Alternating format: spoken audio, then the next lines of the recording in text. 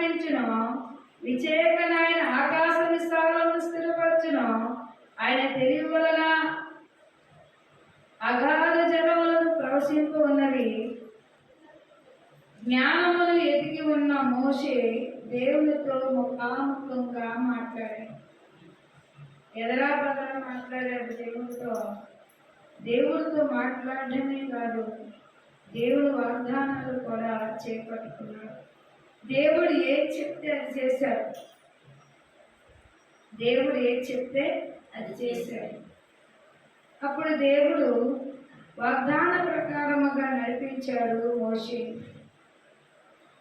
కొన్ని ఆటంకాలలో కూడా ఎదురు తిరిగే మోషే గారు కూడా దేవుని యందు, అయ్యా అలాగయ్యా, ఎలా చేయాలయ్యా, వాళ్ళందరూ అట్లా అంటున్నారయ్యా, వీళ్ళందరూ ఇట్లా అంటున్నారు అంటూ మరి దేవుడి యొక్క వర్తమానాలన్నీ మానవులు చేసిన వితలంపులన్నీ దేవుడు చెప్పేవాడు.